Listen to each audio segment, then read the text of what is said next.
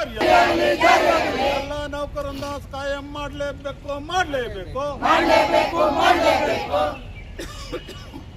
Hostel ನೌಕರರ ಹೆಸರು ಮುನಿಯಪ್ಪ ಅಂತ, ಕರ್ನಾಟಕ ರಾಜ್ಯ ಹಾಸ್ಟೆಲ್ ಮತ್ತು ವಸತಿ ಶಾಲಾ ಹೊರಗುತ್ತಿಗೆ ನೌಕರ ಸಂಘದ ಜಿಲ್ಲಾ ಪ್ರಧಾನ ಕಾರ್ಯದರ್ಶಿ. ನಮ್ಮ ಹಾಸ್ಟೆಲ್ ನೌಕರರು ಸುಮಾರು 15ರಿಂದ 25 ವರ್ಷದವರೆಗೂ ಸೇವೆ ಸಲ್ಲಿಸ್ತಾ ಇದ್ದಾರೆ. 10 ವರ್ಷಗಳಿಂದ ಸೇವೆ ಸಲ್ಲಿಸ್ತಾ ಇದ್ದಾರೆ. ಆದರೆ ನಿರಂತರ ಸೇವೆಯಲ್ಲಿರುವವ್ರನ್ನ ಹೊರಗುತ್ತಿಗೆಯಲ್ಲಿ ಹೆಚ್ಚಿನ ಕಾಲ ಉಳಿಸ್ಕೋಬಾರ್ದು ಅಂತ ಸರ್ಕಾರ ಹೇಳ್ತದೆ, ಸುಪ್ರೀಂ ಕೋರ್ಟ್ ಕಾನೂನು ಹೇಳುತ್ತೆ. ಆದರೆ ಇಲ್ಲಿ ನಿರಂತರವಾಗಿ ಸೇವೆನೂ ಮಾಡ್ತಿದ್ದಾರೆ. ಸುಮಾರು 25 ವರ್ಷಗಳು 20 ವರ್ಷಗಳು 10 ವರ್ಷಗಳು ಕೆಲಸ ಮಾಡಿದ್ದಾರೆ.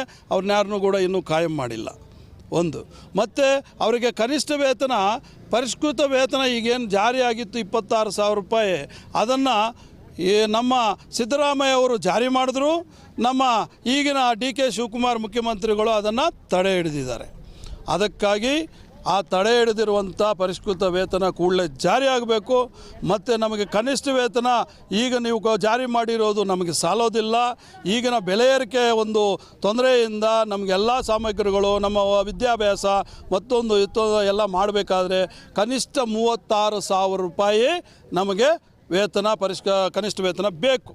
ಜೊತೆಗೆ ಇನ್ನೊಂದು ಏನಪ್ಪ ಅಂದರೆ, ಸುಪ್ರೀಂ ಕೋರ್ಟು ಸುಮಾರು 10 ವರ್ಷಗಳ ಹಿಂದೆಯಿಂದನೇ ಹೇಳಿದೆ, ಸಮಾನ ಕೆಲಸ ಮಾಡೋರಿಗೆ ಸಮಾನ ವೇತನ ಕೊಡ್ರಿ ಅಂತ. ಆದರೆ ಇಲ್ಲಿ ಕೊಟ್ಟಿಲ್ಲ. ಸಮಾನ ವೇತನ ಎಲ್ಲೂ ಕೊಟ್ಟಿದ್ದಾರೆ? ಕೊಡ್ತಾ ಇಲ್ಲ. ಅದರಲ್ಲೂ ಕೂಡ ಕೆಲವರಿಗೆ ನಾವು ಏನು ಕೇಳಿದ್ದೀವಿ ಅಂದರೆ, ಅನುಭವದ ಆಧಾರದ ಮೇಲೆ 5% 10% ವೇತನವನ್ನು ಜಾಸ್ತಿ ಮಾಡಿ ಅಂತ ಕೇಳ್ಕೊಂಡಿದ್ವಿ. ಅದನ್ನು ಕೂಡ ಒಂದು ಆದೇಶ ಮಾಡಿದ್ದಾರೆ. ಆದರೆ ಅಲ್ಲಿ ಕೂಡ ಪರಿಷ್ಕಾರ ಆಗಿಲ್ಲ, ಎಲ್ಲೂ ಕೂಡ ಜಾರಿ ಆಗಿಲ್ಲ. ಇದು ಒಂದಾಗಿದೆ. ಮತ್ತು PF ಹಣ ಖಾತೆಗೆ ಜಮಾ ಮಾಡಿರೋದು ತುಂಬ ಅದು ತೊಂದರೆ ಆಗಿದೆ. ಯಾರಿಗೂ ಕೂಡ PF ಹಣ ತೆಗೆದುಕೊಳ್ಳೋಕ್ಕೆ ಆಗ್ತಾಯಿಲ್ಲ. ಸುಮಾರು ಜನ PF ಒಂದು ಖಾತೆಯನ್ನು ಇಂಟರ್ನೆಟ್ಟಲ್ಲಿ ಹೋಗಿ ಓಪನ್ ಮಾಡಿದ್ರೆ ಓಪನ್ನೇ ಆಗೋದಿಲ್ಲ. ಅಂಥವ್ರನ್ನ ಸರಿಪಡಿಸ್ಬೇಕಾದ ಜವಾಬ್ದಾರಿ ಯಾರು? ಮದರ್ ಇಲಾಖೆ ಅಂತ ಇಲಾಖೆಯವ್ರದ್ದು. ಆ ಇಲಾಖೆಯವ್ರು ಏನು ಮಾಡ್ತಾರೆ? ನೇಮಕಾತಿ ಮಾಡಬೇಕಾದ್ರೆ ಇಲಾಖೆ ಮಾಡ್ತಾರೆ. ಆದರೆ ಅವರನ್ನು ಹೋಗಿ ಎತ್ಕೊಂಡೋಗಿ ಕಾಂಟ್ರಾಕ್ಟರ್ಗಳಿಗೆ ಗಿರ್ವಿ ಇಡ್ತಾರೆ, ಹಣ ಇಡ್ತಾರೆ. ಇವ್ರನ್ನ ಯಾಕೆ ಮಾಡಬೇಕು? ಈ ಕಾನೂನು ಇದೆಯಾ?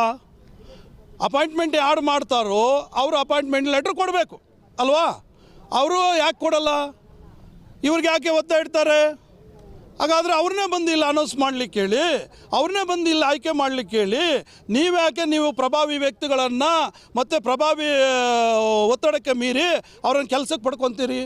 ಎಷ್ಟೋ ಜನ ಚಿಕ್ಕಬಳ್ಳಾಪುರ ಜಿಲ್ಲೆಯಲ್ಲಿ ಕೆಲಸ ಮಾಡದೇನೆ ವೇತನ ಪಡಿತಾ ಇದ್ದಾರೆ. ಇದು ಸರ್ಕಾರಕ್ಕೆ ನಾವು ಎಚ್ಚರಿಕೆಯನ್ನು ಕೊಡ್ತಾ ಇದ್ದೀವಿ. ಇದನ್ನು ಕೂಡಲೇ ಪರಿಷ್ಕಾರ ಮಾಡಬೇಕು. ಪರಿಷ್ಕಾರ ಮಾಡಿ ಅವರಿಗೆ ಕಟ್ಟುನಿಟ್ಟಾಗಿ ಯಾರು ಕೆಲಸ ಮಾಡ್ತಿದ್ರು ಅವ್ರನ್ನ ಮಾತ್ರ ಕೆಲಸದಲ್ಲಿ ಉಳಿಸ್ಕೋಬೇಕು. ಕೆಲಸ ಮಾಡದೆ ವೇತನ ಪಡಿತಿರೋರನ್ನ ಕೂಡಲೇ ಕೆಲಸದಿಂದ ವಜಾ ಮಾಡಬೇಕು. ಇಲ್ಲ ಅಂದರೆ ಅಲ್ಲಿ ಕೆಲಸ ಮಾಡೋರಿಗೆ ಒತ್ತಡ ಆಗ್ತದೆ. ಅಲ್ಲಿ ಆಯ್ಕೆ ಮಾಡೋದು 5 ಜನ, ಕೆಲಸ ಮಾಡೋದು 3 ಜನ. ಇನ್ನಿಬ್ಬರು ಕೆಲಸದ ಒತ್ತಡ ಈ ಉಳಿದ 3 ಜನ ಮೇಲೆ ಬೀಳುತ್ತದೆ. ಅವರು ನಿರಂತರವಾಗಿ ಕೆಲಸ ಮಾಡಿದ್ರೆ ಕಾಯಿಲೆ ಬೀಳ್ತಾರೆ.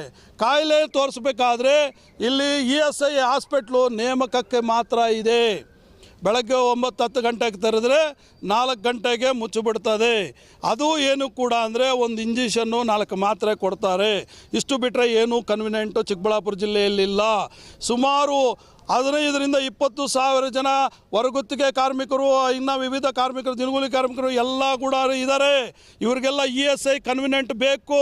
ESI ಹಾಸ್ಪಿಟಲ್ಲು ಜಿಲ್ಲಾ ಕೇಂದ್ರದಲ್ಲಿ ಸ್ಥಾಪನೆ ಮಾಡಲೇಬೇಕು. ಇದರ ಸರ್ಕಾರ ಗಮನಕ್ಕೆ ನಾನು ಒತ್ತಾಯ ಮಾಡ್ತಾ ಇದ್ದೀನಿ. ಇದು ಒಂದಾಗಿದೆ. ನಮ್ಮನ್ನು 15-20 ವರ್ಷಗಳು ಮಾಡಿರುವಂಥ ನೌಕರನ್ನ ಕಾಯಂ ಮಾಡಿರಿ. ನಮಗೆ ಕನಿಷ್ಠ ವೇತನ 36,000 ರೂಪಾಯಿ ಕೊಡಿ. ಈಗ ಜಾರಿಯಾಗಿರುವಂಥ ಪರಿಷ್ಕೃತ ವೇತನ ಕೂಡಲೇ ಜಾರಿ ಮಾಡಿ ಅಂತ ಹೇಳ್ಬಿಟ್ಟು ನಾನು ಪ್ರಮುಖವಾದ ಡಿಮ್ಯಾಂಡನ್ನು ನಾನು ಮನವಿ ಮಾಡ್ಕೊತೀನಿ. ಜಿಲ್ಲೆಯಲ್ಲಿ ಎಷ್ಟು ಜನ ಹಾಸ್ಟೆಲ್ ನೌಕರರಿಗೆ ESI ಸೌಲಭ್ಯ ಕೊಡಲೇಬೇಕು. PF ಹಣವನ್ನು ಬಾಕಿ ಇರುವ PF ಹಣವನ್ನು ಕೂಡಲೇ ಜಾರಿ ಮಾಡಲೇಬೇಕು.